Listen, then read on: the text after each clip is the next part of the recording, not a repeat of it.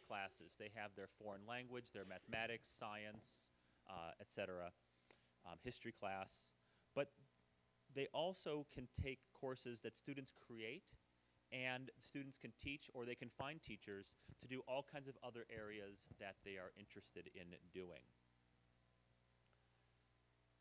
They also have, every quarter of the year, they have what they call a praxis, which is a curriculum integration project that students do. So there is a common theme. Everybody in the school has a big question that they need to answer by looking at different aspects of each of their classes. So a question might be something like, what is the role of independence? How do you answer that through a history perspective, through a biology perspective, through mathematical perspective? And they do presentations, and they do research, and do writing, and it's a way to take those individual classes, which are often so separate, and for students to see the whole for those. All seniors do a senior project. So rather than have an exit exam for the seniors, they do a project of something of their choosing. It often involves community work. Sometimes it just involves academic study. It really depends on the individual student what they would like to do for that. And then they do a presentation to the community of their final senior project. So it's a great chance for them to look at their own individual interests and their skills, and to serve the community, because everybody's senior project has to have some sort of community service aspect to it. At Grove, all the students have advisors, and this is the same true at Montessori High School, where when I was there, I had about 18 or 19 students that I was their advisor. And I would meet with the students and check up on them, kind of be there as a guide for them throughout their 4 years or 3 years in the community.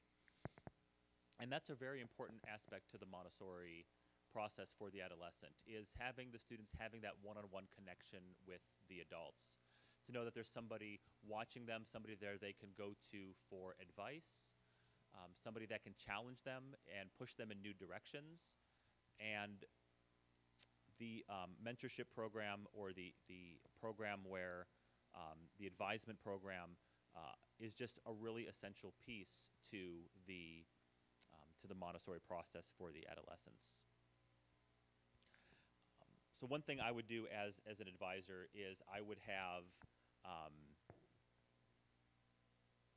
student conferences with the students. And when we have student conferences, in most schools, traditional schools, the parents come in, they talk to the teacher tells what's happening with the student, then the parents go home and yell at the child. So this is different. The students prepare the presentation as early as 7th grade. And in my case, when I was with the high schoolers, 9th graders, they need to do the presentation, and we help them through that process. So they talk about their academic classes and what they've learning and what their challenges are and what their strengths are. So it's a chance for them to reflect on their learning.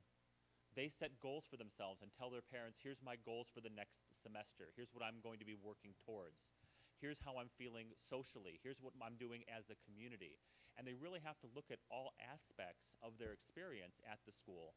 And then I love doing the conferences because, first of all, I get to hear all these wonderful things the student is doing, but I just sit there like the parents, and I just listen, and then the conference is over. The student does the work themselves. Of course, I'm there to help if the parents have questions that the student can't answer, or to make sure the feedback makes sense. But the conferences lead to real and meaningful evaluation of all the exams and of all the work that we do of testing students and doing the third period and all that.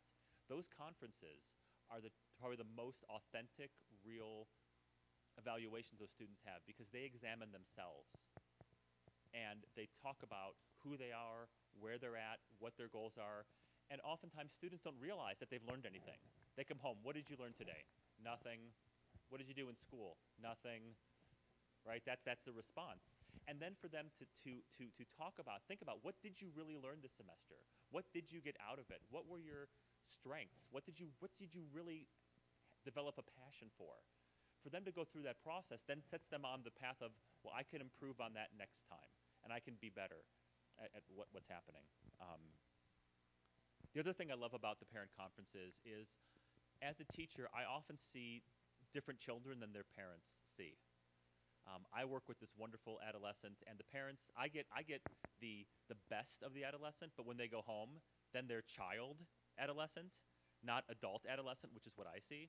And so I had a conference one time with a young man, and he did the presentation, talked for about 10 minutes or so about his class, and the parents just sat there with like this blank look on their face.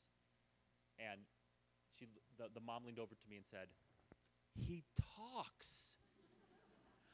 And she was like starting to cry. She said, "I've never heard him talk this long in his life." And for her, it wasn't about anything that he said, but it was about the fact that he could just give a talk like that. That she never thought that her son could do that. And I saw that. I was like, well, of course he can do this. But that's not something that he was used to doing at home. And it was difficult for him. And every year, from his 9th grade year, 10th grade, and by his senior year, he was just a different person. You see this growth, and the parents see that growth, which they don't often see it at home.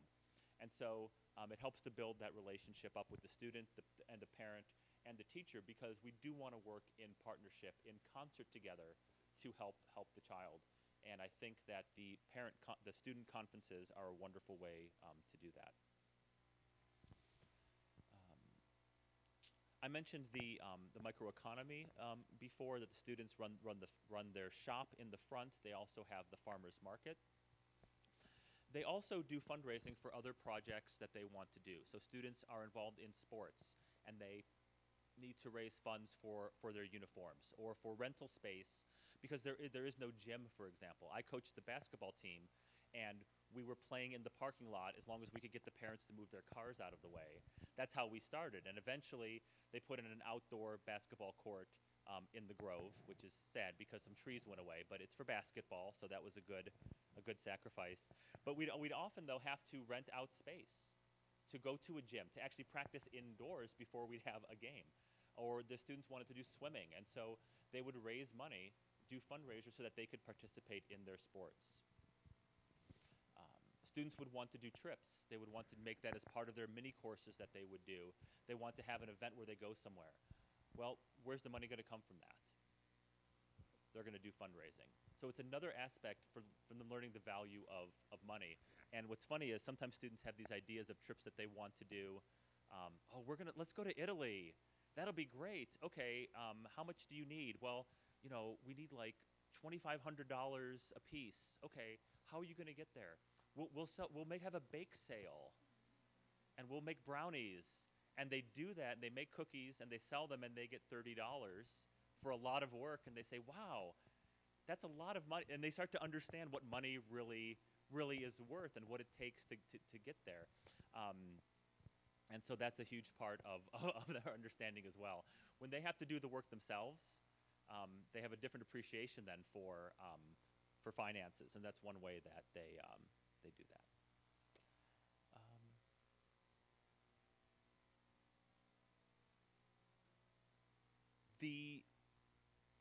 I'll tell you one more thing about the academics of the upper school.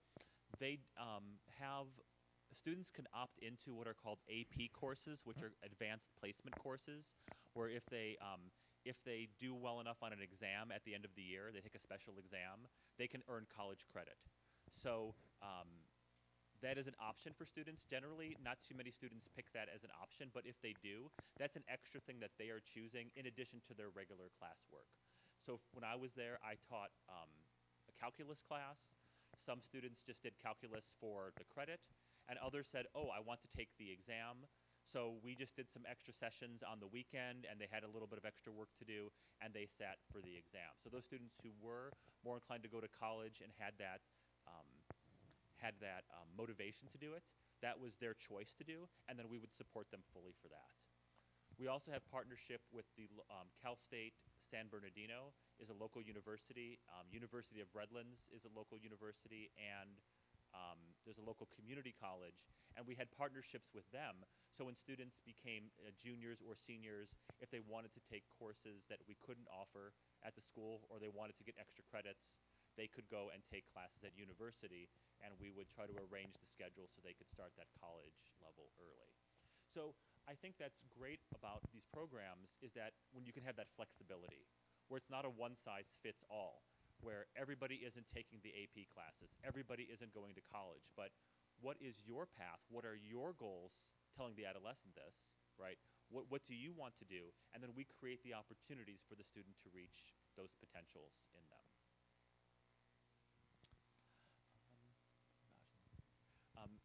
Are there questions? I'm going to talk next about the Montessori High School at University Circle, but I thought I'd pause here for a few moments to answer questions about this program.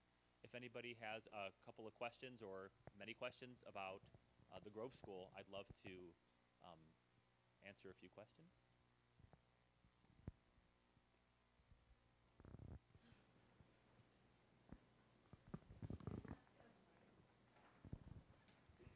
Hi.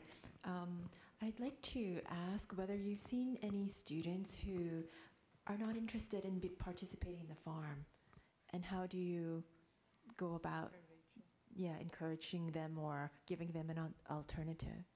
Yeah, that's a great question. Sometimes at first students are very reluctant, especially if they're, they're just like, I'm not getting my hands dirty. I'm not doing that work.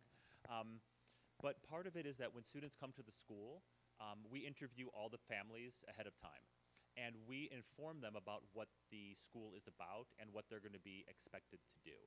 So this is a choice that students are making to come to the school, and we tell them that you will be working, doing chores, you're going to be fine, you'll be doing these things, and that's an expectation. So they know that coming in. Because there's a large variety of things, students have a lot of choices in what they can do. There's some things they must do as a community. So everybody has to clean their areas at the end of the day, or there's certain things that the group does. And with those, I think what happens is, because they're doing it as a community, it's not an individual choice. It's like, hey, you six are going to go out there and do this. And if everybody else is doing it, then it's okay to do. It's just what we do as a community. And so establishing those norms as a community of this is the work we do, and it's just who we are, really helps when you establish that culture. And so once that culture is established, we have students that come in as 7th graders that might not be used to that, but when they see the 8th graders and the 9th graders doing that work and everybody's doing that work, it's just like, oh, okay, then I just join in. It's really amazing to see that. When you have, and this is true in just regular classes, I think, is that whatever culture you establish, the students will gravitate towards that. So I remember myself being in high school, and there was a class with, I had a theology class, and the kids in that class were just like rude to the teacher. They kind of talked whenever. They really didn't do their homework. And it was a fun class. I don't know how much learning we did, but it was kind of a chaotic environment. Had a Spanish class, and the students always had their homework done, right? They were quiet in class, and they were respectful. And it took me a while, and this was in high school when I realized this, they're the same students. They're the same students from the one class to the other, but they acted totally differently, because if you're in the class that's chaotic, you don't want to be the one just sitting there being quiet, so you're going to join in and you want to be a part of that. If you're in the class and you look around and everybody's being quiet and sitting in rows and doing their thing, then you don't want to be the one who sticks out with that. And so I think if whatever you create, the adult creates this culture, then the students will go with that. The second thing is that we offer a lot of variety of activities for students to do, and students are encouraged to find something that appeals to them to work with. So they have blacksmithing now, where they have, one girl wanted to see, well, can I just learn how to do this? And so they got an expert in, and they learned how to work the metal, and she didn't want to engage in anything else, but she loves doing that. And so she has that experience, and then she starts to open up and do more things. So I think it's kind of like in the elementary, where if you said to a student says, well, I don't want to do math, Our job is to seduce them and entice them and find their way so they can do mathematics or language or whatever it is. Our role is no different for the adolescent. We're there to entice them, to prepare an environment where they want to be a part of it, and when you do that, then they find their way.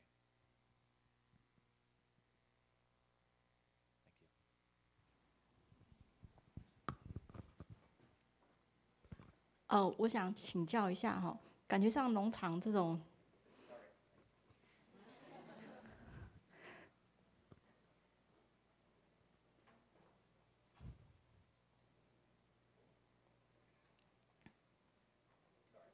好，我想请教一下 Michael 哈，农场教育感觉上是一个很棒的一个世界哈。那我只是很好奇说，老师你怎么样做你的课程计划？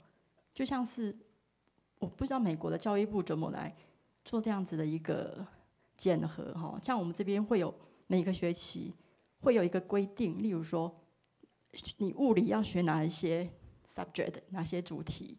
你化学要学会哪些概念？你的数学可能你高一高二学三角函数要学什么？那我不知道，如果有这么多的时间，我们可以这么快乐的在农场里面，那些老师用哪些时间来弥补那些被规定要完成的课程主题？这是我很好奇的，可以请教一下吗？谢谢。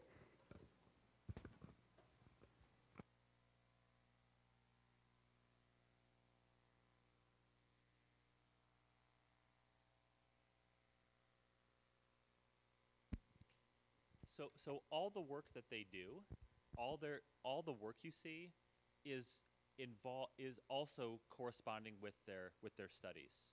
So when they are raising the chickens, they are learning the biology that they need to learn. When they're doing the farming, they're learning about the chemistry or the biology. So their science curriculum, we have a science curriculum. We're a public school. We have certain standards that we need to do as well. And so we say, instead of teaching it from the book, where can we find things in the farm? Where can we find activities and projects that meet the state requirements that students can then do? The same thing with history.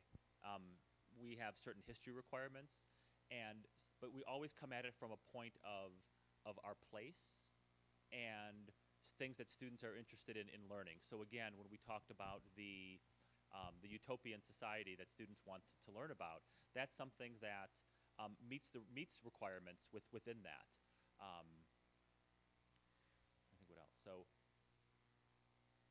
So we sometimes there's choices, like in literature, for example. There's choices in which literature you can read, and students have to do certain amounts of writing, and so they do that through their studies. So we're very careful about understanding what's required by the state, and then trying to find ways to match that and have that come through. Everything that the state requires necessarily isn't in the farm, but we find ways to still bring that in then if it's related to other areas. So I did a project with the students on the farm so they were rebuilding the chicken pens. They have the chickens, and they wanted the chickens to be free-range chickens. So they have, in order to follow the laws for that, they have to have so much space to wander around in. And they wanted to build these pens, and they didn't want to spend any money, so they had to use fencing that was already there. And so we started talking about, in math class, how can we take these different perimeters, these different fences, and maximize our area with our resources. And so that led into an entire study of linear equations and quadratic equations. And so we did this whole 2-month work because it was related to the work they were doing. And they did their design of their chicken pens, and they had to write a paper on different areas and shapes. And so all that study came from that question that they had. And so on my list of things to teach for math, I just checked those off. Okay, I've covered those things through that project. And we do have to be creative with some of that. So because we always had mixed age groups, so we had grades 7, 8, and 9 all together.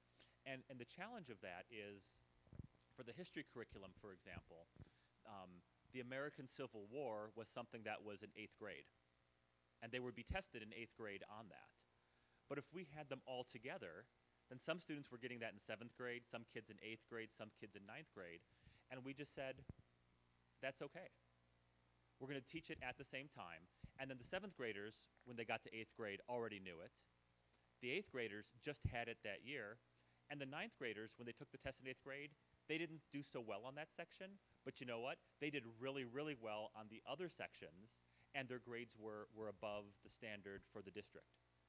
Our test scores were generally better than what was happening at the district, even though we didn't teach the things in that order, because what they did know, they knew so well.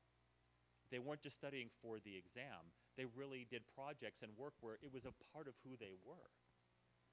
And that was more valuable. So we had to make some of those choices to make sure that we could do what we wanted to do, but then still meet the state requirements.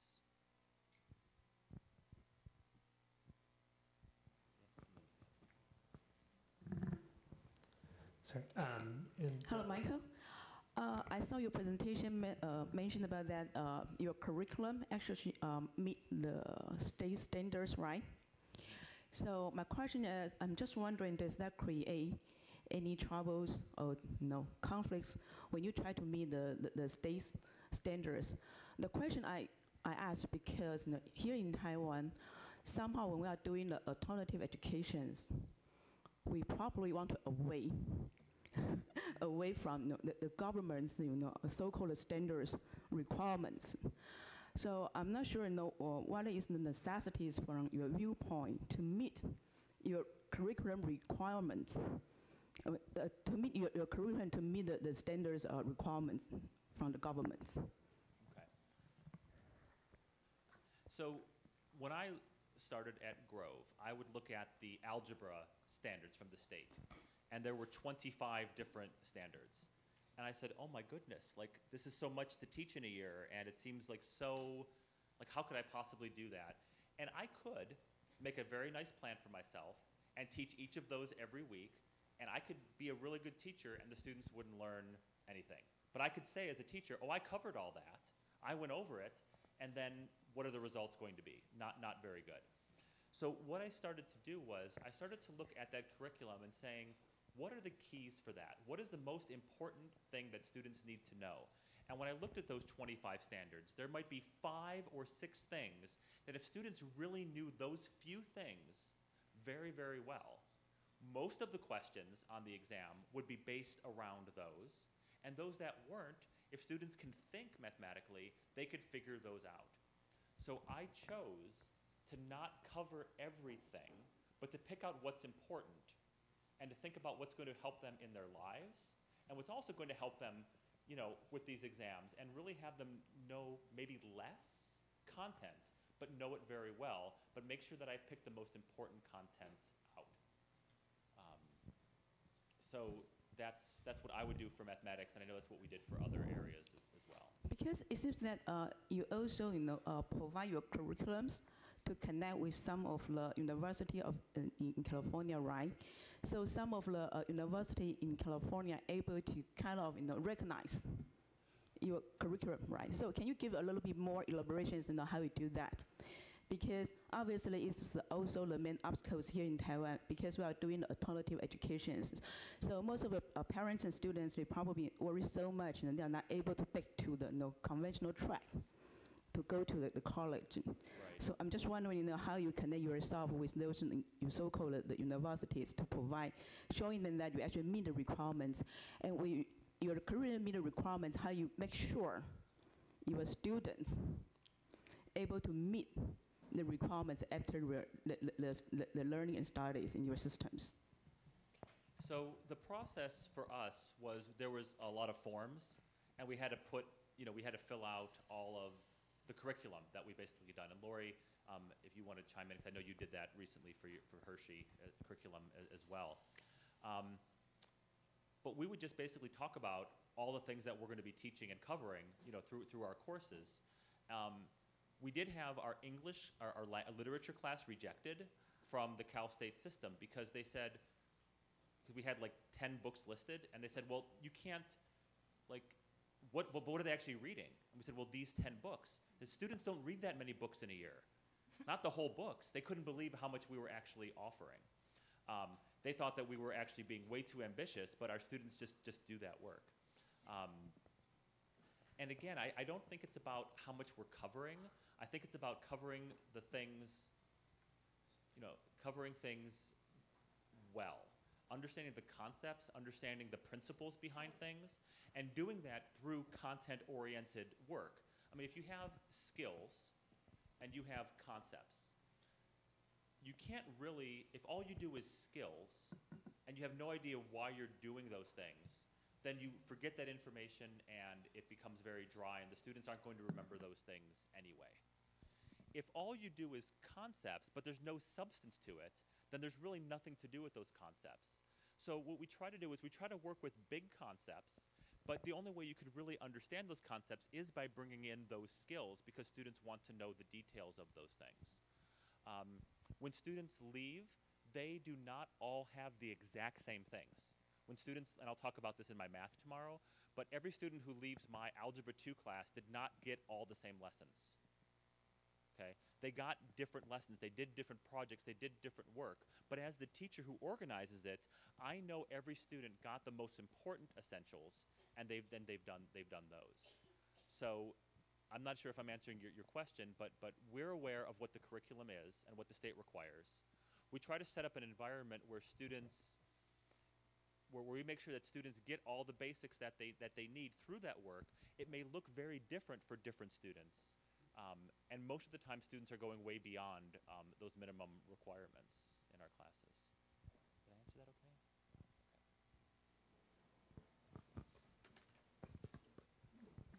I would like to ask a very sensitive question.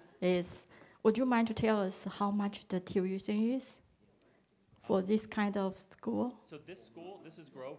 There is no tuition for this school. But if this is a private school? This was not a private school. This is a public school. Okay. Yes. So how much the regular private school, because it is kind of not usually, right? Unusually school. Not a lot of middle school is a public school and also could teach Montessori philosophy. So I would like to know any private middle Montessori school, if the parents interested in this kind of school, how much we should prepare for the tuition is. Okay, thanks. Wow, okay. I mean, I don't, the tuition can vary, but Laurie, do you want to speak to that?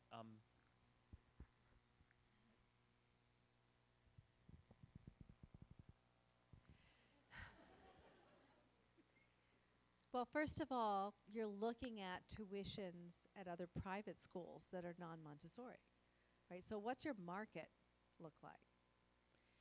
And then you're going to ask the question, can we do it for less? Can we?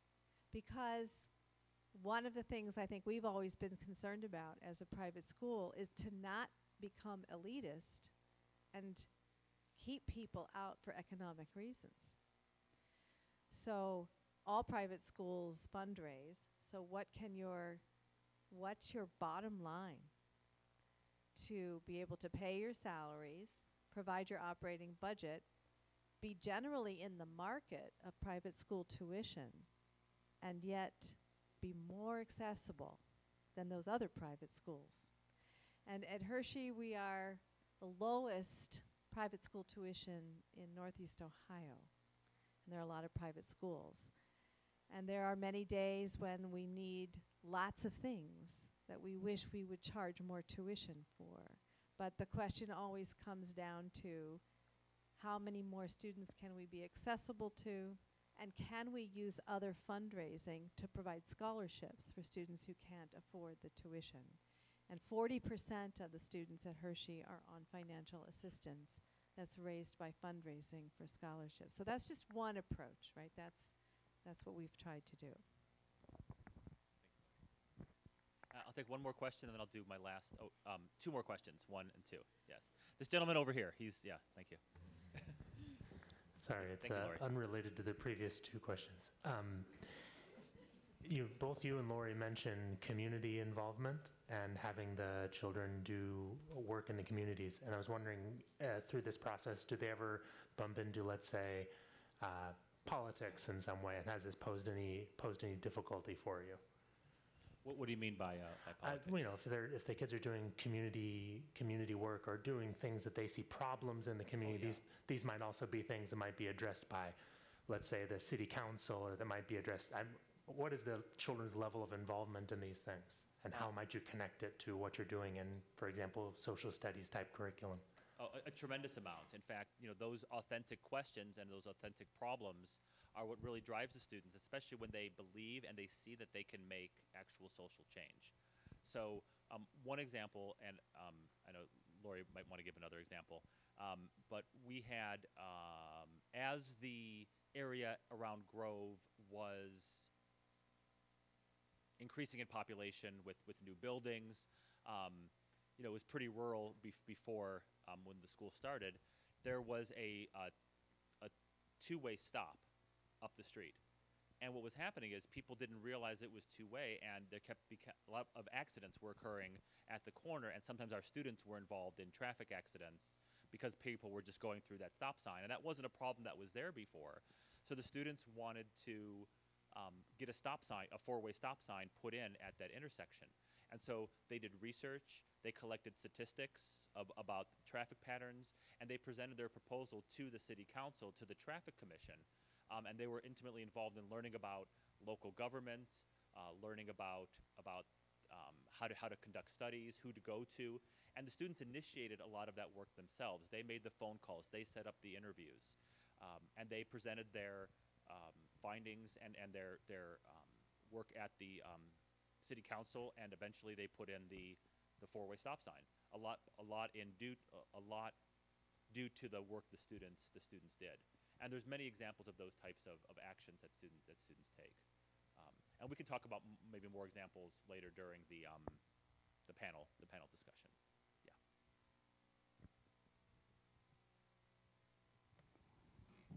Michael, what has been the experience thus far as you're concerned of Grove, MHS, or Hershey in terms of faculty complement and student number in adolescent work?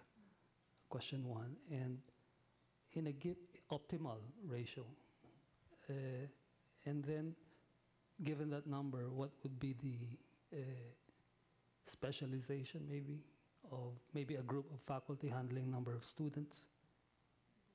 Yeah, and maybe that's a question we could also bring up in the panel, because we can share ideas, but just to not ignore you. It is a balance between having too many adults and not having enough adults.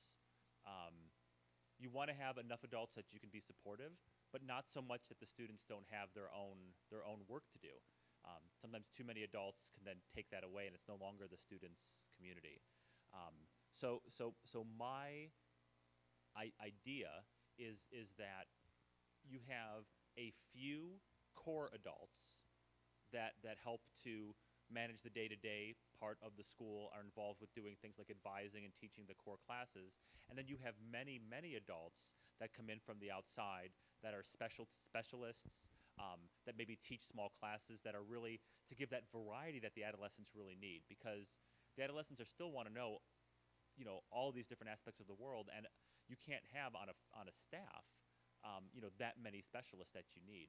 So it's a balance between those things, and parents are a great resource for that. When you realize, you know, how many different, for every parent you have, there is a job, there is a potential teacher, there is somebody who can do a workshop. You have a lot of those adults and experts that come in. So I'd say that at full-time, a small number of adults, but lots of adults around auxiliary for specialty areas. And we can talk more about that in the panel, I think.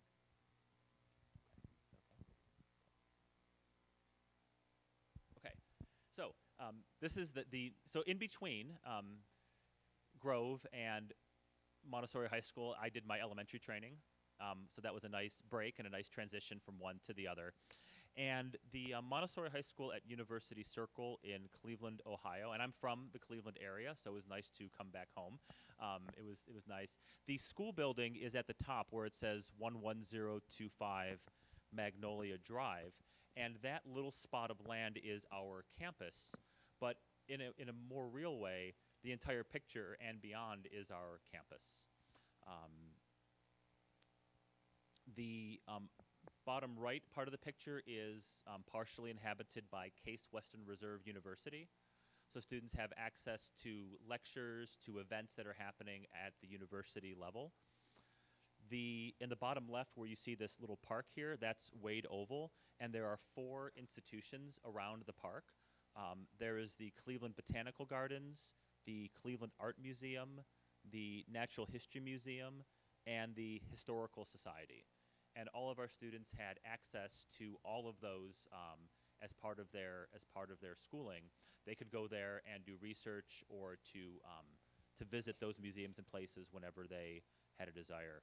On the left is the Veterans Hospital, and we had students do internships there and work in different departments if they were interested in medicine. There's the School of Law on the campus, as well as many businesses. So this school was a high school. It was grades 9 through 12. We did not have a middle school. There's about 7 Montessori junior high schools, grades 7 and 8 in the area that fed into our school, plus other students. And so we just had grades 9 through 12. And this site was chosen specifically to connect students to the urban center. So before the school was founded, it was founded by David Kahn. Some people know David and know his name. He was thinking of where this high school should be, and he thought about the farm. He thought about some mixture in the suburb, and he thought about the city. And what he wanted to do was try to connect the older adolescent to the authentic adults to help them make that bridge from the lower adolescent, where you have this community that's very small and safe for that social cohesion, to helping them move into that adult world. And if they were physically in that space, then they could easily transition in and out of the school environment to the adult environment with very little difficulty. So that was the idea of putting the school in this cultural center of Cleveland.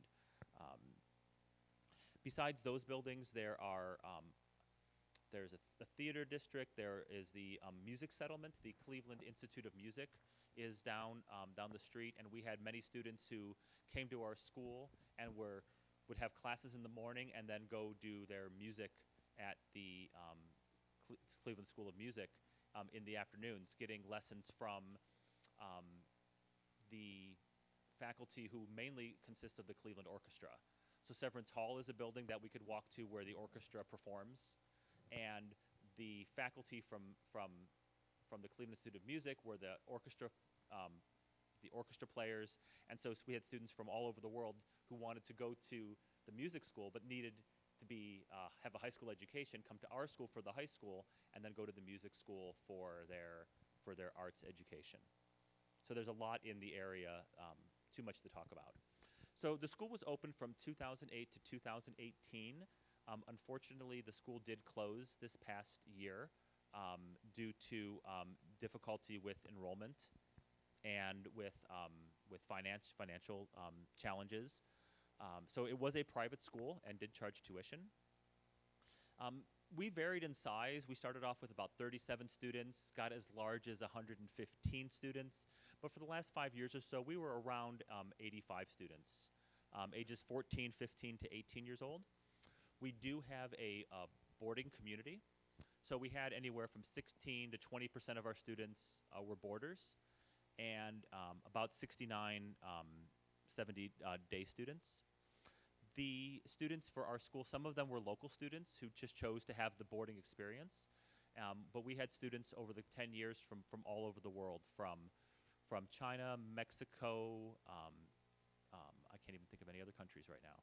There's so many places. There were more than just those 2 places, though. Max, say a place for people. Oh, Egypt, Australia, New Zealand, many places. So it was great to have that international flavor at our school. So this is the main building. It's about 10,000 square feet. This was at one point a single-family home. I don't understand that. It is, I don't know how anybody could live in such a small house. And so the property was bought and then converted into classroom space, while also trying to maintain a lot of the historical and original architecture within the building. And this was our main classroom space for several years. There was a green space in between, which is to the right, and this house is where our boarding community lived, adjacent to the school. There are actually, when we were purchasing this property, there were actually it's actually 3 different apartments. So there was a family living in the right, a family living in the middle, and a family living on the left. And then in the back, there was a 4th family living in the carriage house. So back in the 1920s, this was a very rich mansion, and they had the servants would live out back, and so that was another house. So we converted one part into the boys' dormitory, one part into the girls' dormitory, and then the house parents, the residential guides, lived in the 3rd one, and then as well out in the back.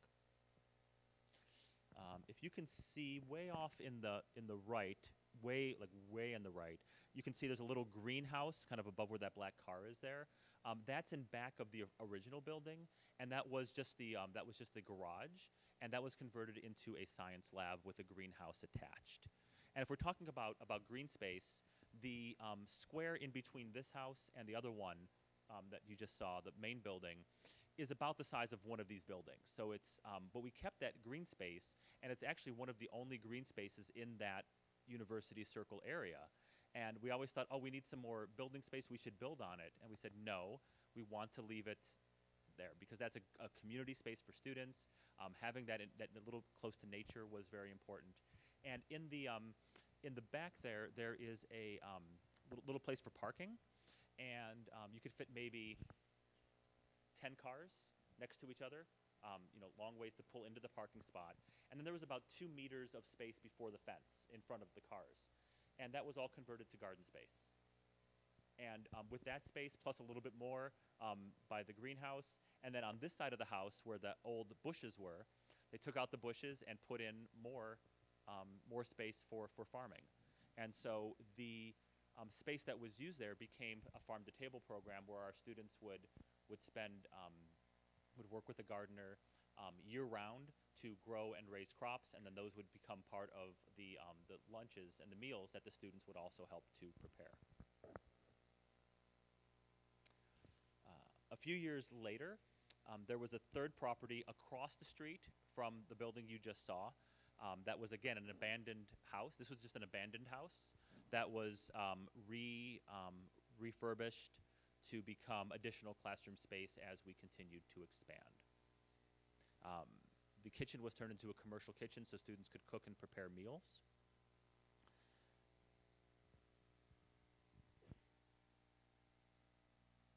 So this is the 3rd floor of that building. And so, with the high school, as with Grove and all the other schools, there is academic work that happens. I know it's kind of fun to talk about the farming and the work, all that, but really it's a very rich, deep academic program. I know because I taught a lot of math. There was a lot happening there. And we offered classes in math, sciences, chemistry, biology, physics, environmental studies, language arts, foreign language.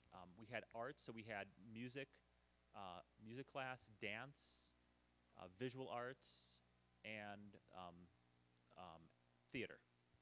And for a school of only 86 kids, sometimes it's hard to do a theater production when you have, so everybody kind of has to get involved in these things. And the art class helps with designing the sets and doing that, and then doing the plays after school and finding the space for that. We had philosophy classes for the grades 9 through 12, where they would discuss current events and think about ethics, and then think about knowledge and their own learning.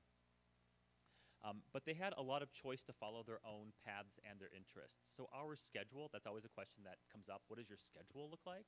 Laurie talked a little bit about the openness that they had for theirs and at Denver. Our schedule, generally, we had classes in the morning, like more traditional classes in the morning. Sometimes they were longer or shorter. But then in the afternoons, we tried to have students have open work time, where there weren't any classes scheduled, but all the adults were available to help students to work on projects. Students could collaborate together. Students could choose what they wanted to work on. So if you had a student who wanted to work on art projects in the afternoon, then they could go work on those. Students wanted to get extra help in math, they could get extra help. Or maybe they want extra lessons. They want to do reading, they want to do writing. Whatever they want to do, they had a lot of choices, and we try to build in about 20% to 30% of their time where they don't have to be in a specific class, but they have the freedom to kind of create their own schedules. We have advisory as well. When you meet Max later today, he was my advisee for 4 years, and so we have, again, you build these relationships with students that you have in your advisory, and the advisory becomes a little community as well. I don't know why I brought that up, Max. I'm just thinking of you. So part of what we do is we have the academics, and through the academics, but through other work, we're just preparing them for adult life. So when students do that third period, when they present, they do things such as symposium, where they might pick a topic of research and to study. They work in teams or individually.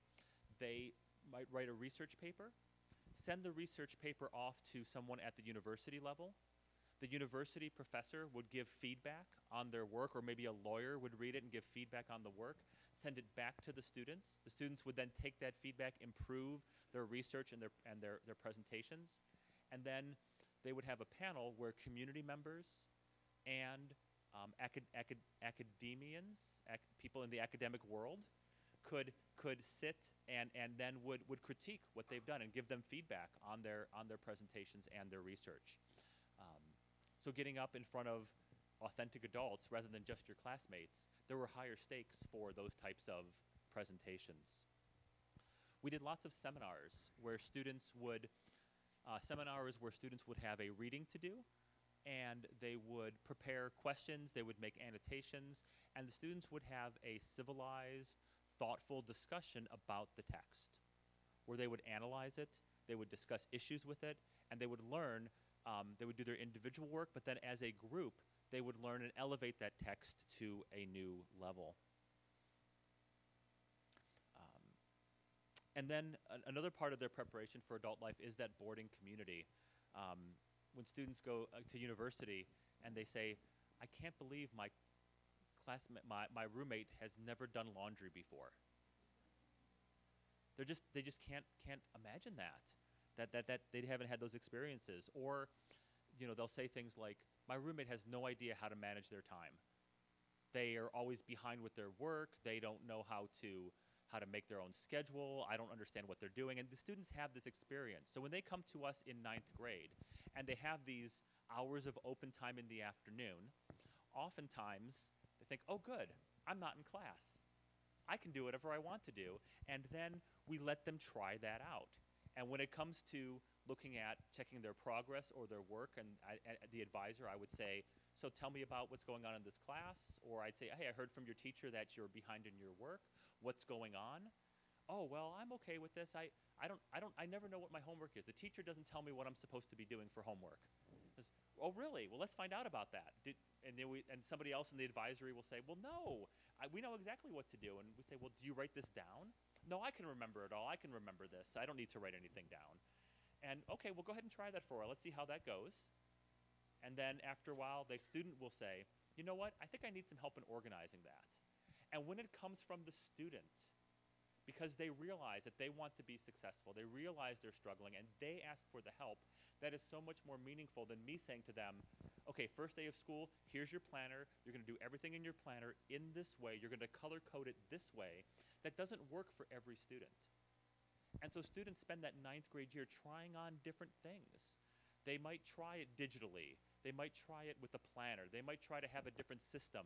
And eventually, 9th, 10th grade, they start to figure out what works for them. And then by the time they become 11th and 12th graders, they have it down. They know how to manage their time. They can get all their work done. And they are so prepared for college.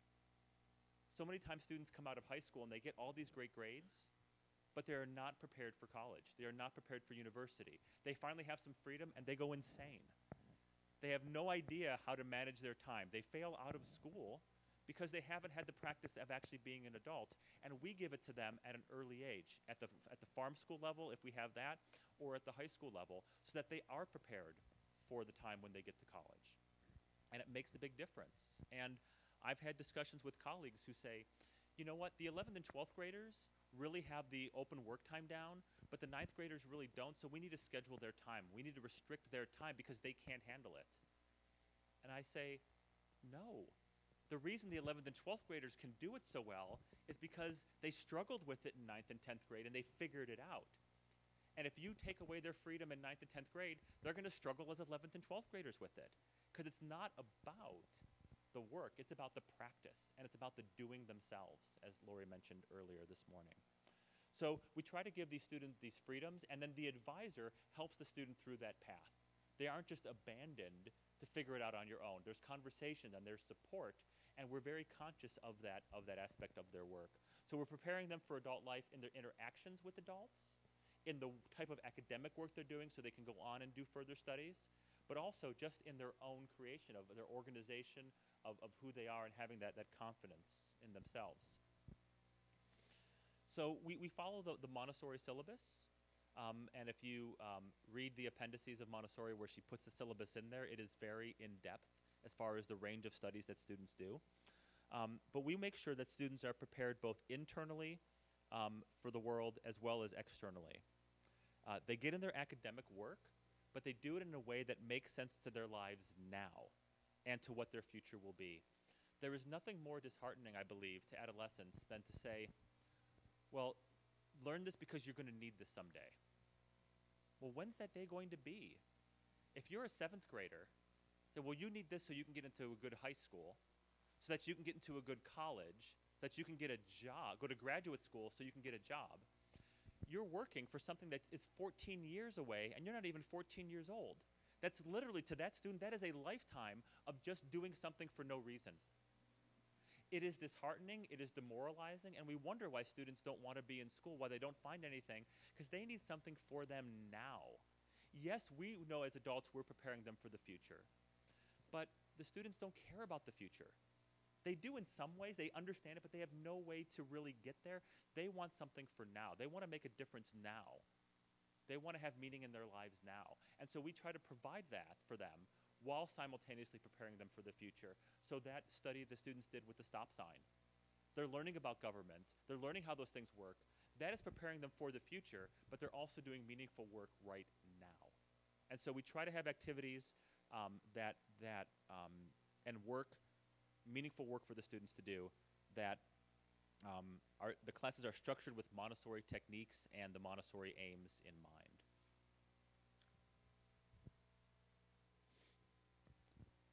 There's lots of room for self-expression. I mentioned some of the opportunities from before. And you know, the adolescent really, as they're trying to figure out who they are, the idea of self-expression is just so important to their formation. And it's something that so often, at least in the United States in public education, it's often said that, well, the math scores are low, the reading scores are low, so we need to fix that, so let's get rid of all the arts classes and the physical education classes so they can spend more time doing the things that are really important. If you take away the arts, like, don't you want to, like, and you take away all the fun stuff, like, why are you bothering to read? What are you reading about? You know, I mean, the arts and the self-expression, that gives meaning to your life and makes you want to learn more things.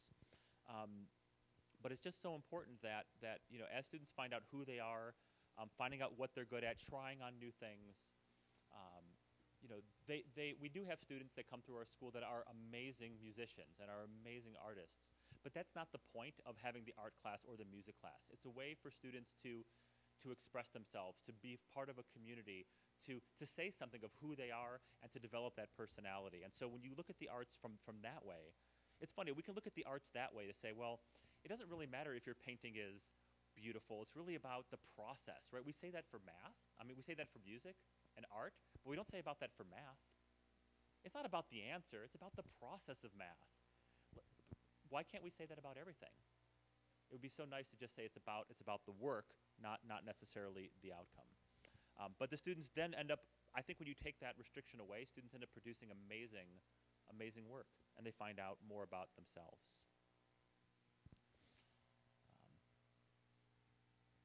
So again, the Montessori High School at University Circle was chosen to be in University Circle so students can have that connection to the city center. And we were lucky, we don't have the farm, but we do have the city center. So wherever we are in our place, we try to use those resources around where we are. So we have the museums, even the communities, the surrounding communities. We had students do amazing work with the Judson Center, which was a community of retired men and women. And so there were students who would go and just read with them. Or there's a boy and a girl, and they would go, and they were really into theater. They liked doing, they were just amazing actors. And what they would do is they would go to the retirement home, and they would create little 5-minute plays for the senior citizens. And it was just so wonderful to see them do that, to take what they love to and then share it with somebody else. And they realized how much it meant to those elderly folks, and they kept those connections with them. There was a student who would go and would always meet with the same person, and that person passed away, and they went to the funeral. They were very moved, and this is a person who became part of their extended family. But it was a place where that student could walk to. They could walk on their own time and meet them, and that's what is with all these here. So the connections in the circle, we could think of those as a bridge to the fourth plane.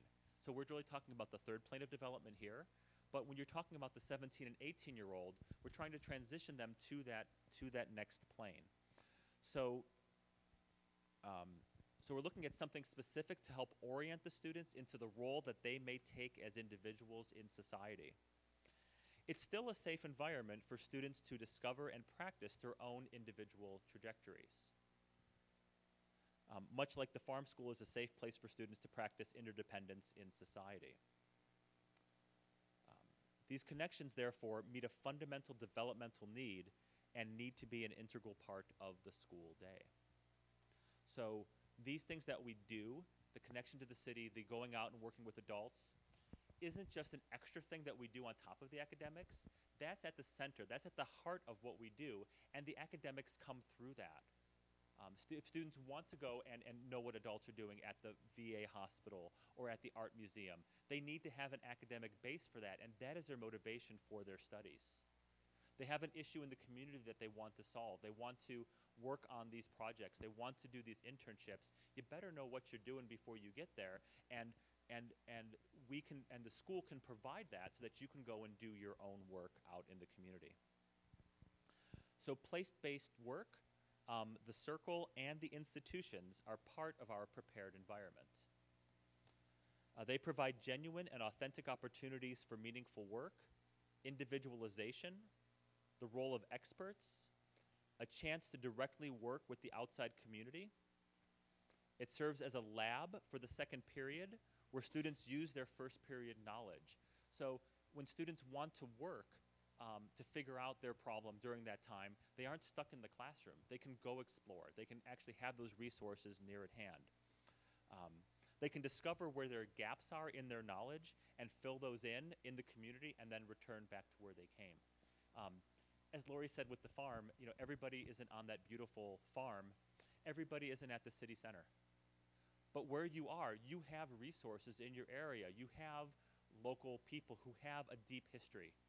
You have people there are businesses, there are museums, there are things within your community that you can find to create this in your space.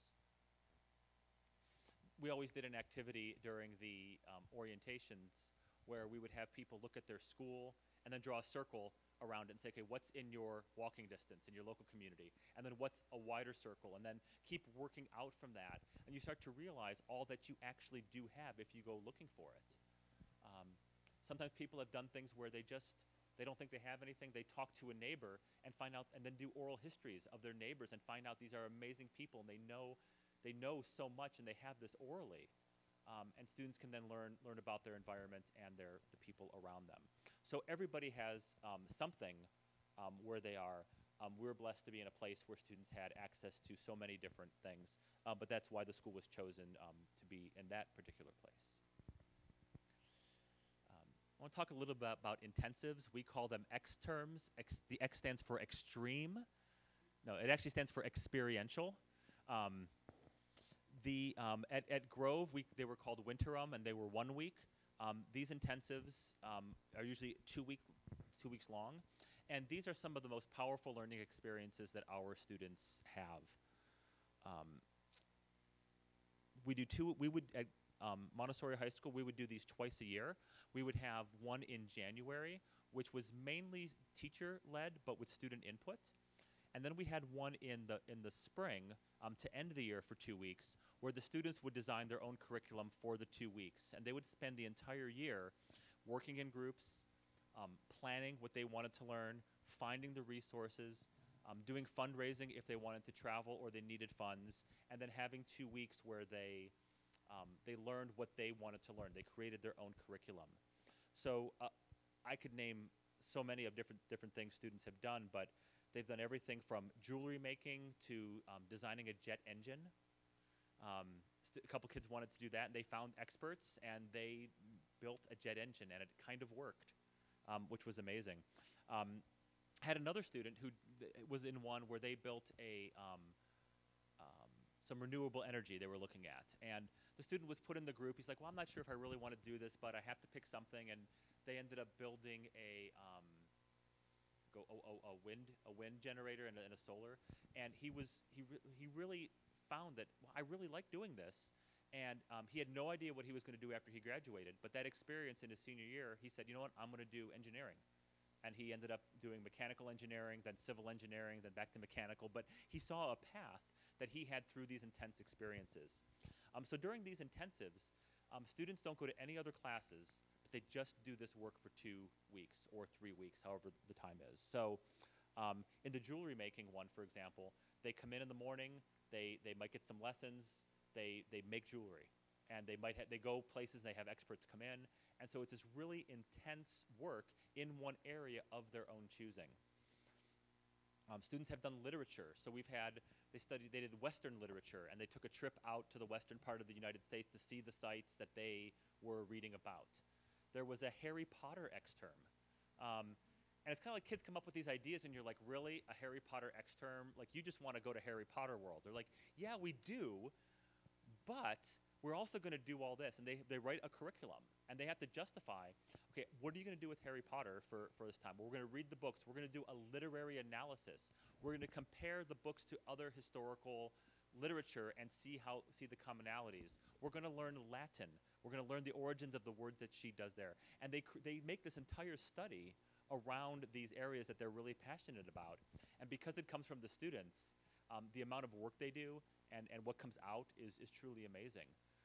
It also gives them a chance to do things that we don't have time for in the regular school day because of the program that we may have. So, for example, students want to learn how to code for video games.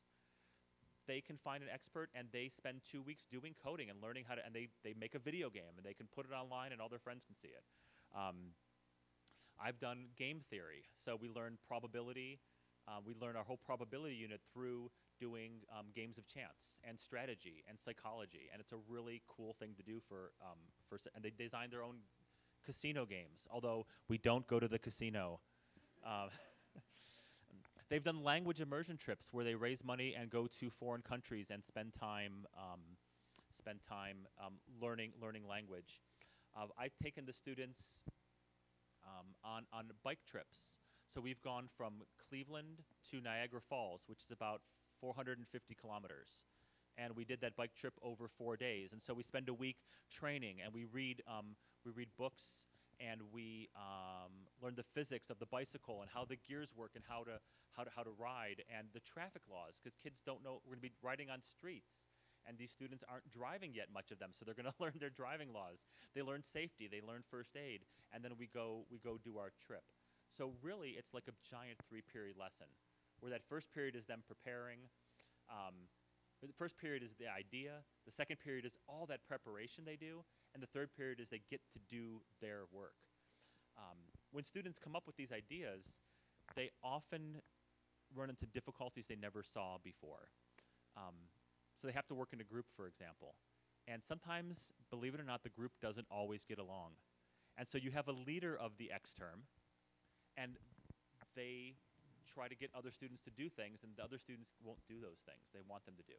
And they say, Mike, my group won't do this. Why don't these kids listen to me?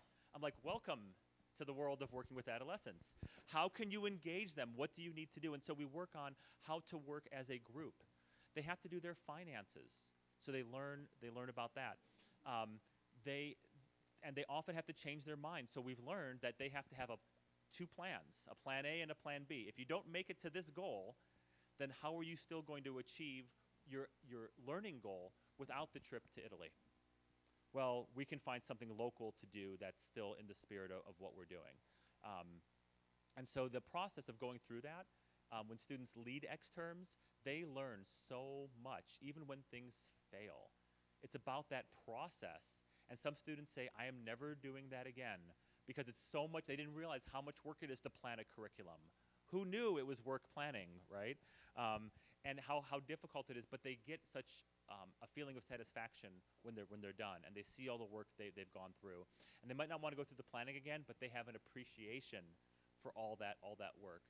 And they've learned teamwork. They've learned how to work with others. They've had to make phone calls and learn how, a student had to make the hotel reservation.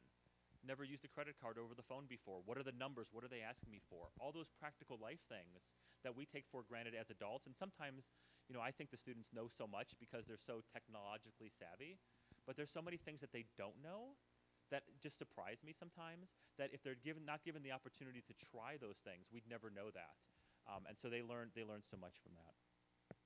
I could talk about intensives a lot. They're so much fun. I'll just say, we did one where the students wanted to learn about the 1980s. And so we basically recreated the 1980s for 2 weeks, and they lived as if they lived in the 1980s. It was very fun. It was radical. Okay. So the last thing is community, and community is such an important part of our school. Students form community in small groups, from advisory to classes to the sports to the residential community. And the residential community has always been very open to welcoming in non-resident students into the community. Every week we have a community meeting where the entire community gets together and we discuss issues that we have. We make announcements for the community, and we then do thank yous. We thank other community members for things that they have given to us. We compliment each other, and having that moment where students get that validation as an entire community is really a powerful way, and especially as students start to do their more individual trajectories. Students are doing their own thing, but then how do we still have that community? Things like the community meeting really help us to maintain that sense of identity of who we are as a learning community. So I think that gives an overview of Montessori High School. I do have a few minutes if you have questions about this project. And if you have more general questions, I'm happy to answer those with Laurie, Max, and the panel.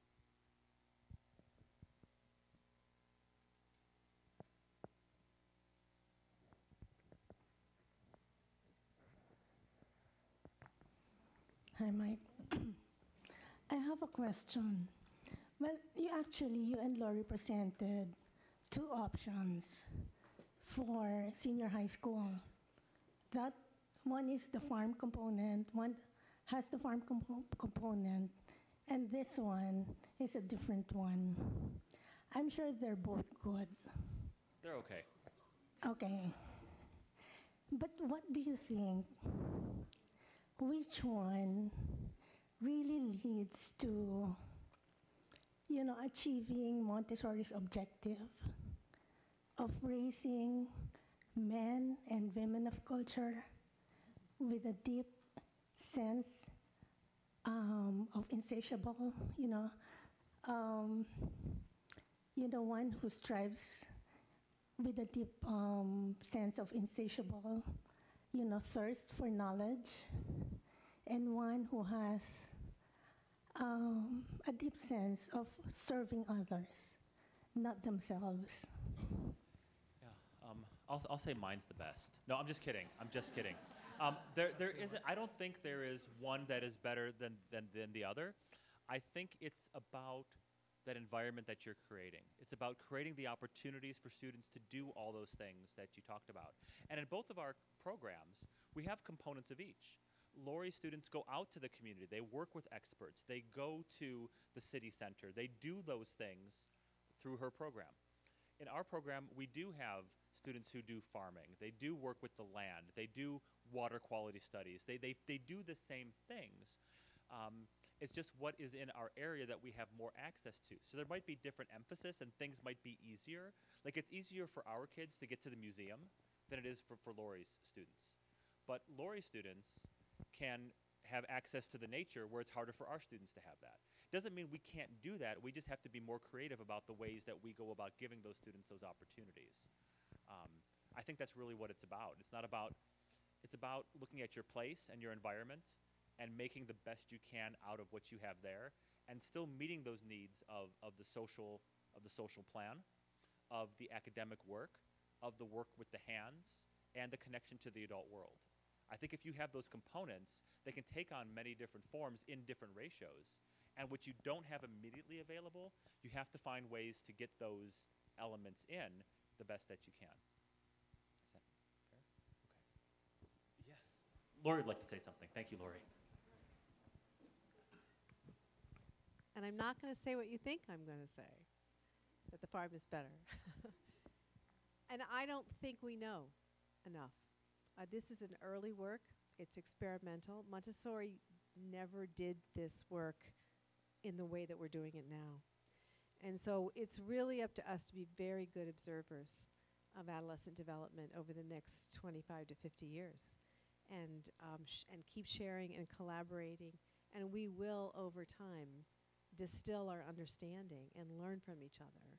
What I do want to say about this is not that for the high school one is better than the other, but for the 12 to 15 on the farm, that farm can be run in a much more sophisticated, complex way for everyone if you have 12 to 18 on it. And one of the reasons we decided to go ahead with the high school on the farm was because we had the sense over time that adults were doing too much of the work because we only had 12 to 15-year-olds, and a 17-year-old can be an adult on that farm.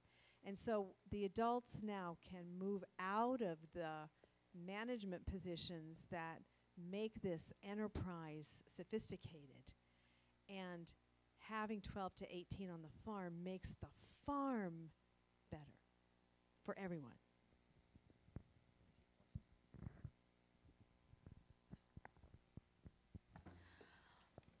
How do you know or that you will, okay, let me just collect my thoughts, that the project can be approved or not? Like halfway of the term, for the next term, like 2 weeks, the students suddenly drop out because you have like reached a wall, and then you knew right away from the start it's going to happen, but then you want the students to learn, you want the adolescents to learn, and you don't want to say that I told you so, or I knew it's going to be like that. But right. I don't know how like meaningful work can be evaluated according to the planning. Like it's like, for example, the Harry Potter. I mean, thinking outright that what's going to happen with Harry Potter, but then we can't underestimate that because it gave a very powerful study after. Right. So we have a long process for that happening because we are aware that that's exactly what can happen. And we want to support students in being successful. We don't want to set them up for failure, but if failure is part of the process, then we want to accept that as being okay. So it's a balance between between scaffolding for the students and stepping away. Sometimes for exterms, I have to be very involved in helping the group dynamics. Other times, if I say anything, I'm just in their way. I just need to be out. So I have to learn, I have to know my students and know when the right time to step in is and when the time is not to. When students come up with their original ideas, they have to have written proposals and they have to be approved by an adult who's going to advise them. So all these groups have an adult advisor that they have to find that has to sign off on their idea. So if a student has an idea and they want to have me as an advisor, I can ask questions about it, I can make suggestions, and I can say, you know what, I don't think your plan is full enough yet. I think you need to go back and rework this. So there's kind of that check in the beginning to make sure it's viable. And the adults try to give the students as much leeway as they can, but sometimes they do come up with something that's just, I know will not work at all. And so I try to find ways to, through questioning, having them come up to something that will work, that's still from their own. Yeah. So it's a balance, yes. Time for maybe one more question, yes? So University Circle actually has IB diploma program, right? How does that integrate into the Montessori? That's part A. Part B was what could you have done differently to, and allow the school to continue?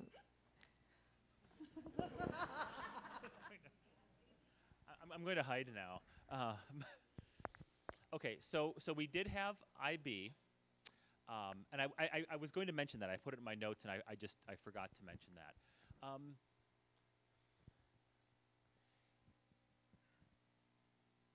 IB is not Montessori, and if you want to have Montessori, you want to make sure that you have the least restrictions possible on what you're doing. There's enough restrictions, I think, in life anyway on doing Montessori.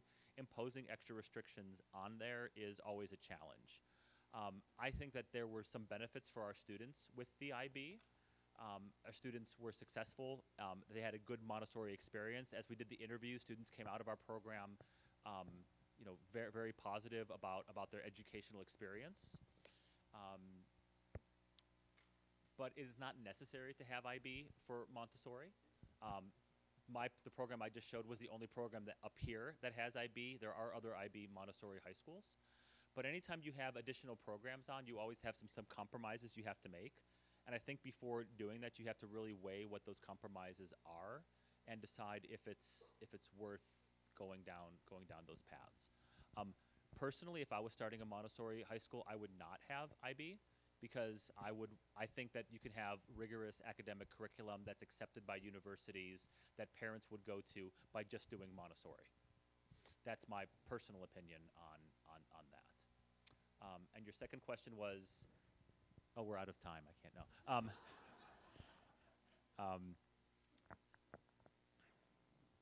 I don't really know if I can answer that, because my role in the school was not one where I was involved in the administration of the school. And I was not in a lot of those discussions that led to that.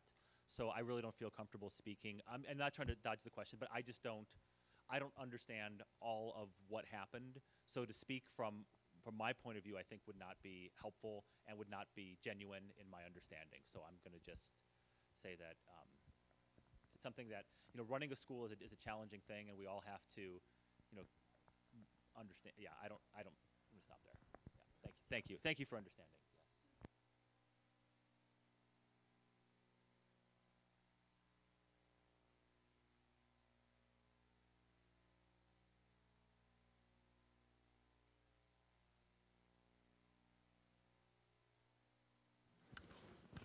好的，各位贵宾，接下来呢有20分钟，又是大家期待已久的茶叙时间。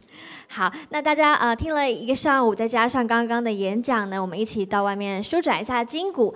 主办单位特别准备了一些简单的茶点，欢迎大家一边享用一边聊天。那也别忘了，综合座谈呢将在3点50分的时候开始，请大家到时候一样准时回座位，谢谢。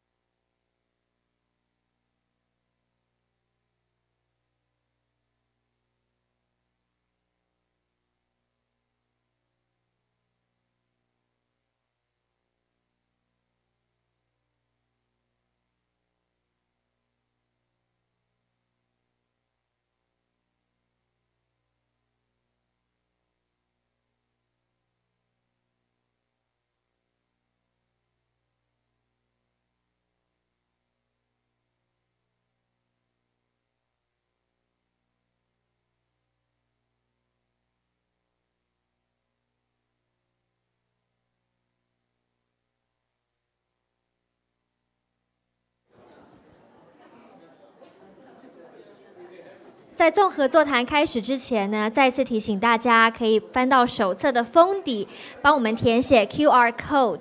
当您填写完毕时候呢，请可以截图您看到的完成的页面，等到离场之前就可以出示填完问卷的页面或是截图，我们就会送您小礼物哦。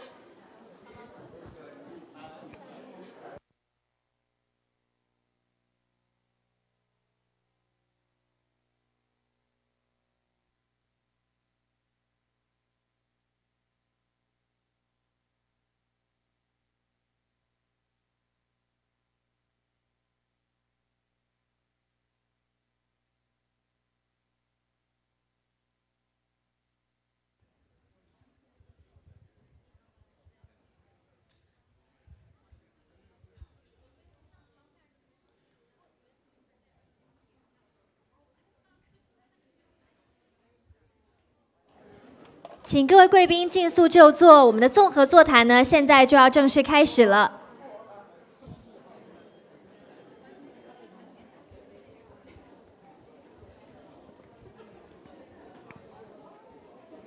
请尽速就座，谢谢。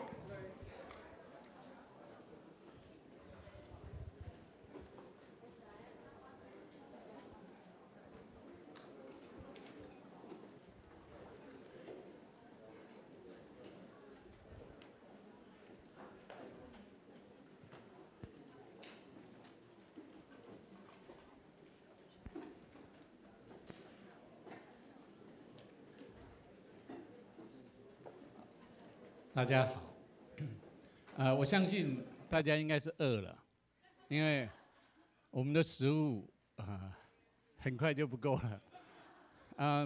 不过我相信各位更饿的应该是对于蒙特梭利的认识，对不对 ？OK， 所以我们现在开始，有100分钟的时间。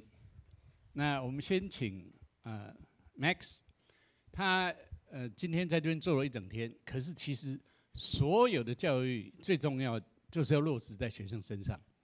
那我们今天来听一听，先来听一听他，说说他的经验。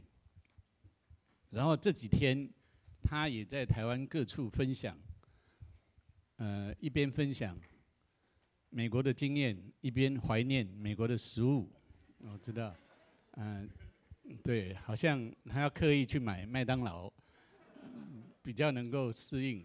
不过，台湾这边应该也很多让他觉得温暖的故事。我们来掌声欢迎 Max。Thank you very much, and good afternoon. It's a privilege to talk to all of you, and I'd like to, before I begin, thank everyone who has allowed me to be here and who has hosted me while I have been visiting different schools. I will try and be brief in talking about a little bit about my education and what I'm doing now. I spent sort of the last 15 years of my life in different Montessori classrooms. I spent 11 years at Roughing Montessori School, an elementary school in Cleveland, Ohio that serves about 320 to 350 students a year. Right now, both my parents actually teach at Roughing, so Montessori, I guess, runs in the family to some extent, but that is why I found myself there. I then had the pleasure of attending the Montessori High School where, as Mike mentioned, he was my advisor and my math teacher for 4 years, so it's been fun to reconnect, and it was fun to see today's presentation. It brought back some great memories and some sad memories as well. Just of the school closing, not of any of Mike's lessons. I promise. Maybe a few of the lessons.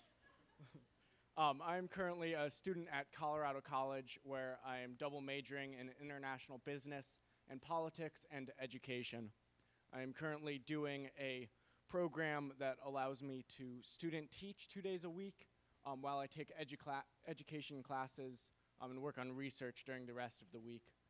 I'm still focusing on Montessori within that research, but I'm formally researching inquiry-based learning among elementary-aged students and how we can bring them out into the environment and get them a little bit of a more creative experience in regards to that.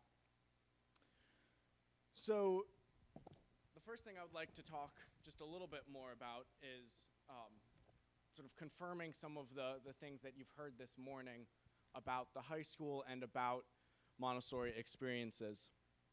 So I have been the beneficiary of many of the elements that you've just heard about, many of the curiosity and inquiry-based learning ideas that have been talked about, and really more importantly for me than that, I was given a tremendous amount of freedom and responsibility throughout my education.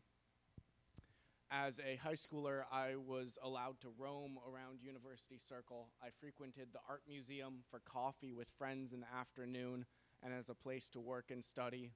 I traveled around the United States during exterms studying entrepreneurship, the United States government, and filming a documentary film on immigration policy in the United States. I also had the opportunity to open up a school bookstore and coffee shop and start printing apparel for the school. Opportunities like that not only shaped my education, but they shaped the path that I'm going down today and my life with everything that I'm doing in regards to that. What else do I want to talk about?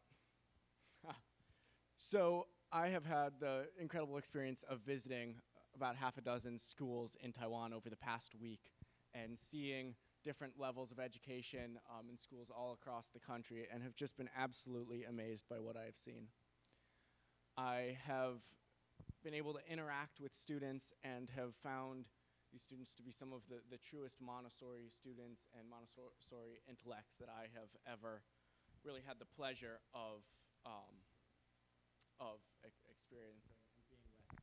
There was a student a couple of nights ago who had been my tour guide all day and was taking me to my hotel, and it was getting late. It was, I think, 9:40 by the time we got to the hotel, but he wanted to stay with me so we could talk in the car.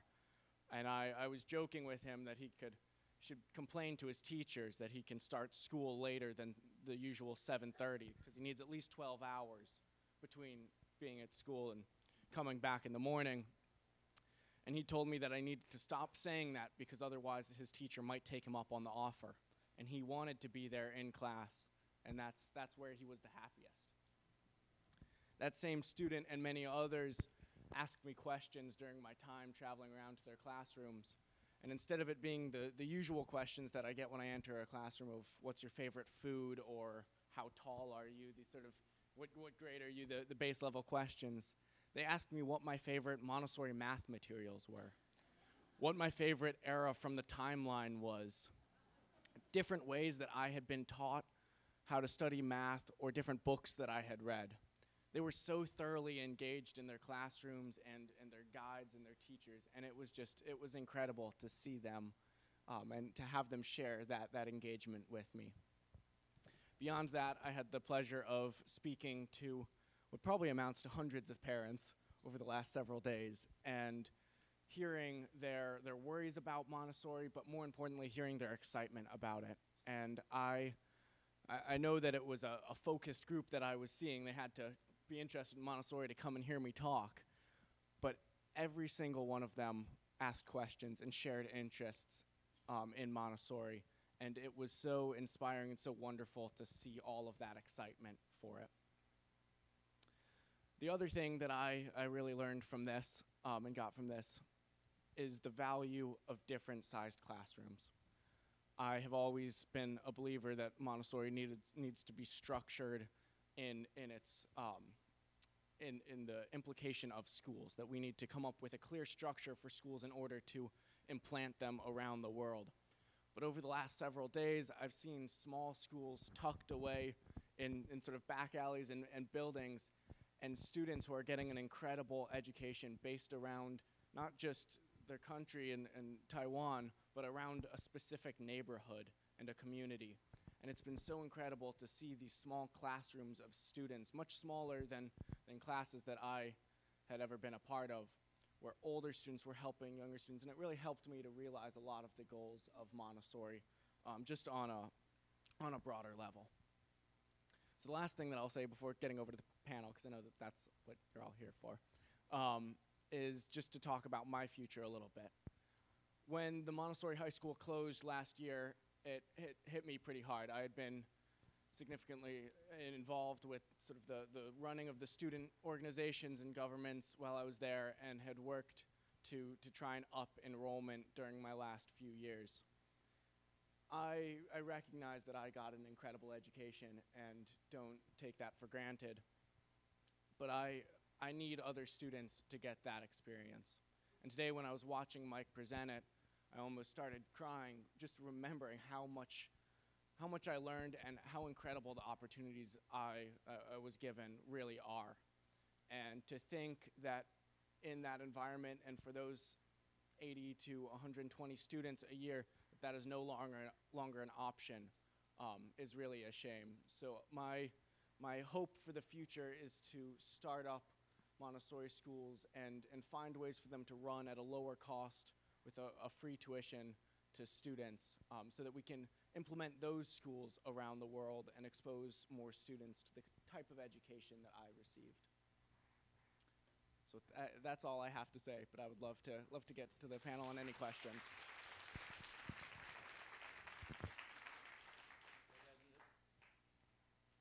That's a very wonderful wish.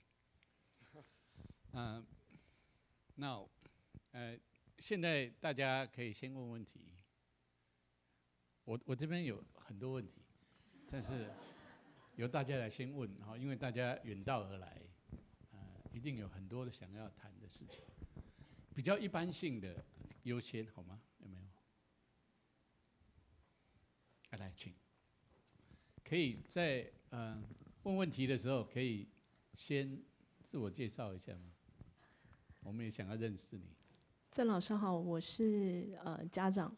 那我想要请问 Max， 就是他在做这件事情的时候的资金来源是集资，还是背后有家长可以赞助这样子？那另外想请教另外2位老师，就是怎么样维持长时间对蒙特梭利教育的热情？我想这对于影响孩子是非常深远的。那怎么样去维持它，或是怎么样在生活上落实？谢谢。Okay, a question for each of you. Max, you first. So I assume that you're referring to the X terms and J terms. There was a school policy that we could not get more than 10 to 20% of our funding from the parent community. So the majority of our funding came from sponsors outside of the school, companies, or private individuals, and then also from fundraising and some level of crowdsourcing, hosting online raffles. We got some incredible gifts from significant corporations that we reached out to. I believe over my time in high school, I raised close to $18,000 for the trips, and there's another student who raised upwards of $30,000 for different trips during his time there. So we were extremely successful in finding different means to raise that money on a small scale and on a larger scale. Okay, what keep your heart warm all the time?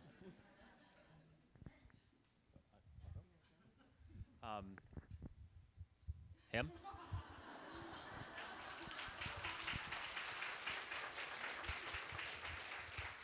You know, there's always those days where it's like, oh, I have to go into work tomorrow. I have to make these plans and do the lessons, and there's frustrating things that happen with work that aren't related to the teaching and all those things. But as soon as I get in the classroom with the students, it's like I want to be with these people. Like I like them. Their adolescents are just amazing, and I feel like I'm a different person when I'm with them. Even being in the car with Max yesterday, it's like, oh yeah, I remember what this is like. This is so much fun. I just enjoy being with them, and I think it's, hearing their stories. I'm lucky enough to have been doing this long enough where I have lots of graduates, and I hear what they're doing, and I can hear what the education means to them. And it's funny because I do things so differently than I did 3 years ago, 5 years ago, 8 years ago, 10 years, everything. I do things differently, but yet the students all have these amazing experiences. And it's about I'm realizing more and more it's not about the curriculum that I have or the math materials that I make, but it's about the connection that I have with those students, because that's what I remember the most. I remember them as people and what they've done and what they're doing, and so having those conversations, having those memories, and just being with the students, that's enough to keep me going every day. That would be my first answer. Hello. Yeah, that would have been my first answer, too. That's why I went first. Right. Walk into the room with them, and everything else falls away. But I increasingly have the privilege of meeting people like you who want to do Montessori for adolescents.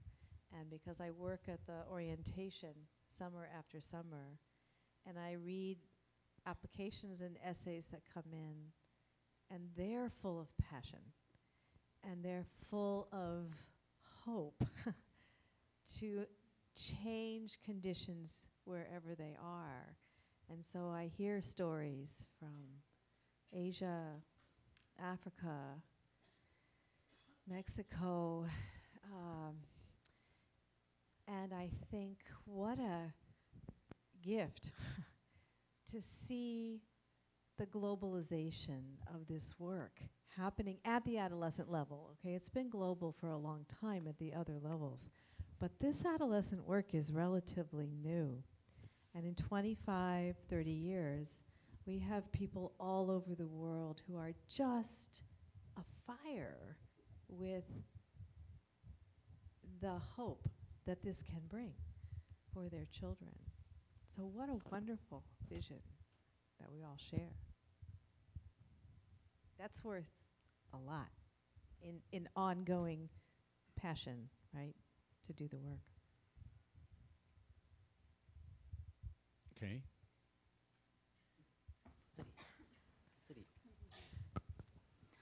你好，我是一个妈妈呢，也是一个蒙特梭利36完训的老师。那我想请问一下，要成为一个蒙特梭利高中的老师，需要有什么样的人格特质和教育背景？以及在一个蒙特梭利国高中的环境当中，有什么样的教职员的配置？谢谢。你知道我们需要中学老师，对不对？ Yes, we do need teachers. And it's a slightly different answer, as far as I'm concerned, for the 12 to 15 and the 15 to 18. At the 12 to 15 level, it's possible to have more generalists, people who are able to learn with the students in their projects and their hands-on work and cross disciplines, because I think the younger adolescents' experience is more fully integrated from one area to the next. But by the time you get to the high school level, you need people who have expertise in different areas of study. So your staff has to have at least one person in those major areas of expertise, like math, right? And then you have to get access to specialists who can come in and supplement that. So I would say, having worked with quite a number of people in the orientation course, it's great to have Montessori training at other levels, because that means you have already changed your own brain about how to see the children. That is the hardest aspect of this for adults who come not having Montessori training or experience, is because you have to think differently about this human being in front of you, and you have to think differently about what your job is in your relationship to them and to the environment. It's a completely different perspective. So you have to work to change your own habits of thinking, and that takes time. And to have the expertise of a particular discipline is important, especially at the high school level, but to have the flexibility to think about how that discipline is important to the development of a person is a different way of thinking. And sometimes our own traditional training really holds us back. It is an obstacle. It's like we just can't see, right, clearly because we've been trained in a certain way of thinking. That's the hardest thing. Yeah, I think for the high school, I agree with what Laurie said, and just to emphasize that there's a lot of people in secondary education, high school teachers, that are really passionate about their subject area, and that's good because you need to have that.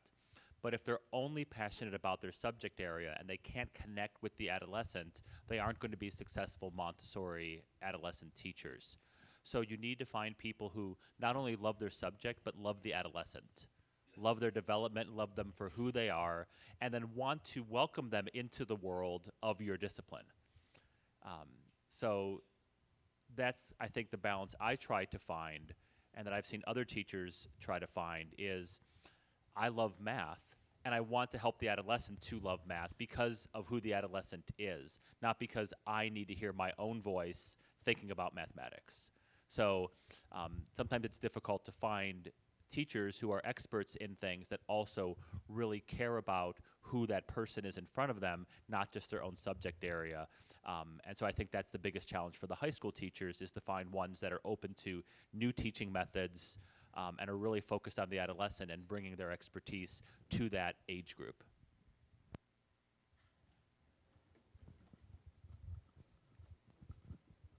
喂，大家好吼，我是来自宜兰人文国中小的李英燕老师，现在担任教务主任。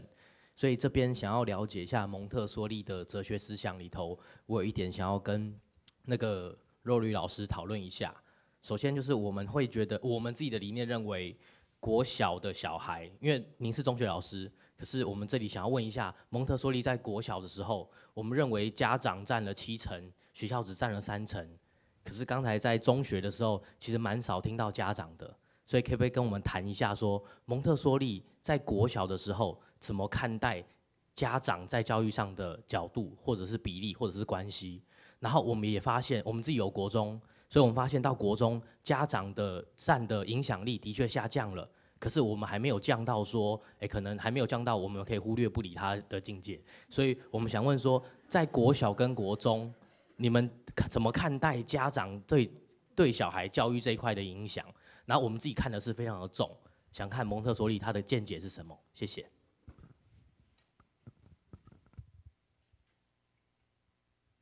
So the question is for you.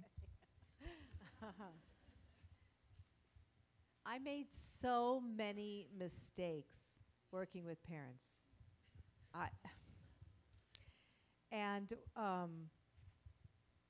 What I've learned over time, because I tend to advocate for the student. I have a very strong affinity for what that adolescent is going through, and I want them to have that voice and that independence and that opportunity to not be dominated by parental thinking. But I understand parents' love for their children and how powerful that is, and what there is to fear about the future. And you have such a limited time, right, to be there for your children. So it's a conversation that's a partnership, and I learned to be friends with parents and really just say to them, I get it, I understand how worried you are. Of course you are. You love your child. But you have to listen to your child. And they have to have a voice. And so to offer parents the vocabulary to use, and sometimes I have just modeled this, right, with them, in a dialogue between parent and adolescent. The parent has to say, I hear you. I'm listening. Okay, tell me more about what you think. And you have to do that. You have to allow them the space to process with you. And then when you're ready to share, parents have to say, okay, You might completely disagree with me, because I know you're not me. But I have strong feelings about this. I have passions and concerns and fears that come from my own needs and my own life and my own history. And I need to let you know what they are. And I hope you'll hear me like I'm listening to you. And the more you can make those I statements from your context and not, you should do this. You should think the way I think, right? That's where you lose them. So what do we expect? Parents, we don't expect. We try to assist and care about their profound love for their child and help them learn how to have a better dialogue with their adolescent. Are there any differences between dealing with elementary kids' parents and middle school kid parents? I don't know if I can answer that because I've been with adolescent level for so many years. I will guess, maybe you can jump in, I will think about that. I was in the elementary for 6 years, a long time ago. The child is just so different. Their love of the universe is just something you can keep celebrating. And if they're stuck on things, they're stuck on them for the moment. And you can help the parents see the places that are beautiful for that elementary child. But there's genuine fear in adolescence in both child and parent. And so to be able to articulate understanding both of those perspectives for the parent, it's harder. But they calm down as soon as they realize you're on their side. You want to work with them. You want to care about their child. And that often just takes away the tension. Max, you are welcome to jump in if you have your experience with your parents, you want to share. But it's not forced to say. You want to say it? I'm hesitant to chime in too much in regards to my experience with my parents because they have both been so involved in Montessori. My father was a Montessori student. My mother is now a trained Montessori guide.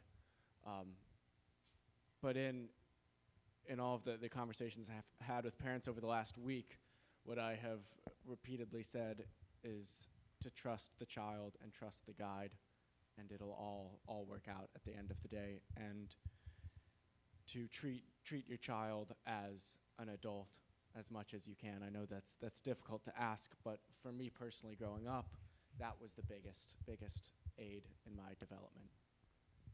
Thanks. I just want to add, Dr. Montessori herself says from childhood to adolescence, you have to treat them as if they're, wait a minute, better than they deserve. You have to. You have no other choice but to treat them with respect and as if they have earned greater respect than they actually have at that point. Okay, yeah.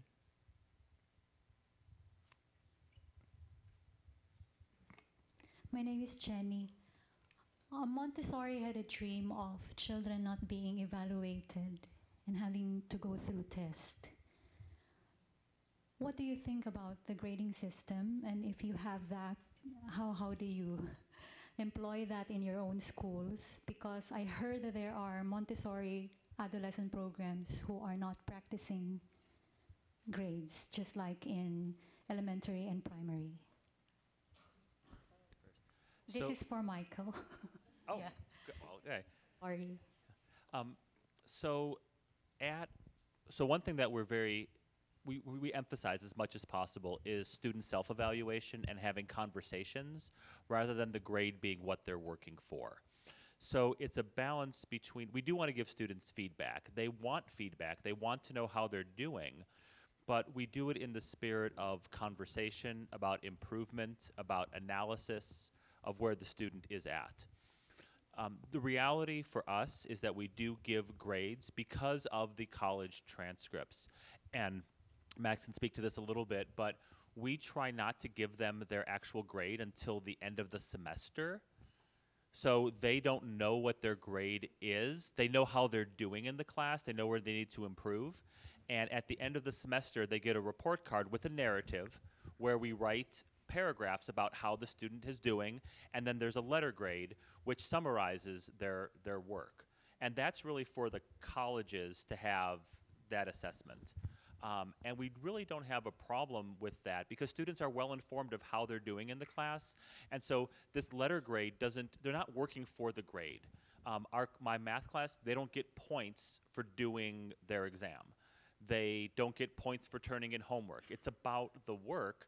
And then we have conversations with the students about how are you doing? Are you doing your work at a high level? Are you working to your ability? And are you gaining knowledge?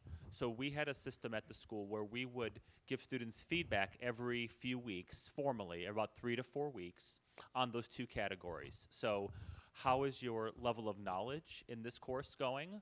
And then are you working to your potential? And then we would take those together to give the student a final grade based on who they are individually and based on the objective knowledge of the course. And doing it in that way, I never remember having any difficulties with students or with parents with their final grade because the students knew where they were and it wasn't about that grade. So it wasn't a competitive thing. It wasn't about trying to do extra for points.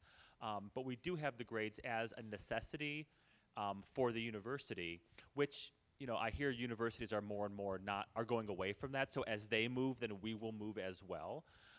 But that's how we try to minimize that emphasis on evaluation for the letter, but still be true to the idea of self-evaluation and evaluation for improvement and for the gaining of knowledge and of skills.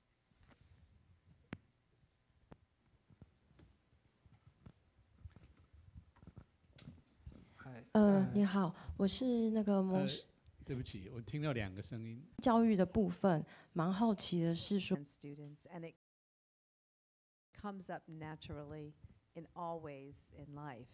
And we make it very clear with the middle school students, you know, that and high school students too, but so this is normal. This is where you are in your development. And there's nothing wrong with being a sexual creature. That's what you are. But you have to learn how to be a person who is also an adult, who also has relationships with other people that have lots of different aspects to that relationship. So there's a lot of that dialogue that happens, and then we have a whole week in January devoted to health and human development. We have a symposium, and the students are in charge of it, and they decide what focal topics they want to have, and they bring in keynote speakers, and then they also prepare presentations, and they have breakout groups, and the breakout groups come back with information. I mean, you run it just like you would run a conference on any topic. And for the most part, they ask the same questions you would have posed in your health curriculum if you were deciding to teach it. But because it's in their hands, and you're watching their research to make sure it's good research, it's very effective for them. Now, the high school students with us actually rewrote the policy for our handbook so that